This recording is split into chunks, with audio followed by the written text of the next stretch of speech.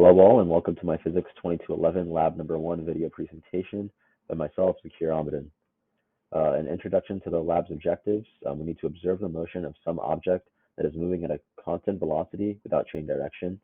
We need to use Newton's second law to predict the position of the object at various time intervals. We need to use Tracker, computer application software, to observe the object's location at time intervals, and then create a computational model using GlowScript that simulates the object's position. Then we need to make comparisons between the experimental and the computational models. Some key concepts from this lab are going to be velocity, which is the displacement divided by the change in time. Another key concept is going to be Newton's second law, which is that net force is equal to mass times acceleration. Acceleration is the change in velocity divided by the change in time. And because we have a constant velocity, there's no acceleration and thus no net force. This simplifies the position update formula, which is that R final is equal to R initial plus the average velocity times the change in time. Because the velocity is constant, the average velocity can simply be taken as the initial velocity, which greatly helps the GlowScript calculation. Some initial values and assumptions that I had were that the mass of the object was 4 grams and that the length of the object, which was a piece of chapstick, was 4 centimeters. This wasn't too important because we didn't have any net forces, but the main assumption was that motion occurs in the plus x direction.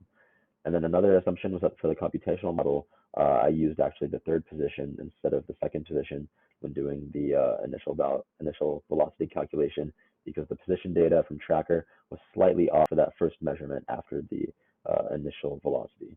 I can show my Tracker code now, and my Tracker position data now.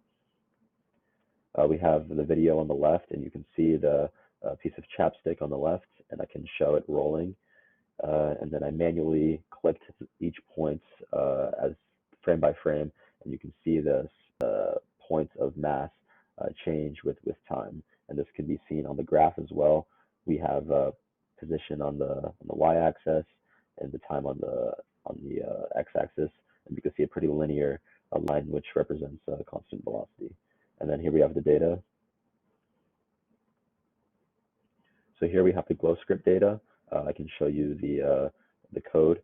The main changes that I made here were that the initial velocity is equal to 0.1550, which is what I was talking about in the previous slide, that I used the third position for the first position.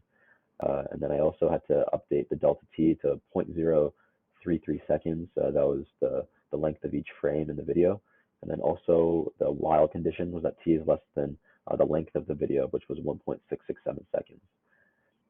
And here inside of the code, we can see that Fnet is equal to the 0 vector. So the velocity is constant. So the ball position is increasing by a fixed amount each time. We can see this in the code with the constant slope that we have. So the velocity is constant. We can see that obviously in this graph, the velocity versus time graph is just a straight line. So here we have the data.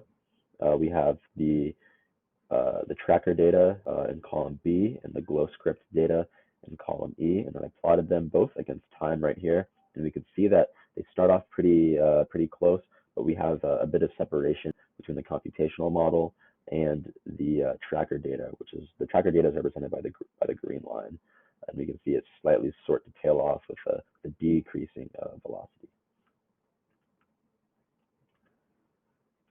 So if we flip the axes, not much would change really. All we have is that the slope would be negative instead of positive, because the position would go negative if it occurred in the negative x direction. The magnitude would be constant. So what this means, the discrepancy between the computational model and the experimental model show that we can't have a real situation that Fnet is equal to exactly 0, because we have possible forces acting upon the object in the x direction, such as air resistance or maybe friction. But we can't determine the number of pushes and pulls or the number of forces on the object, because we can have one force in 2 opposite directions that sum to 0, and multiple forces in different directions that sum to 0.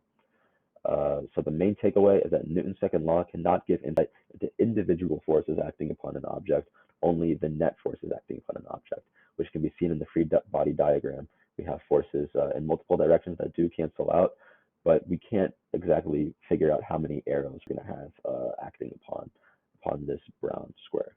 So thank you for listening to my presentation.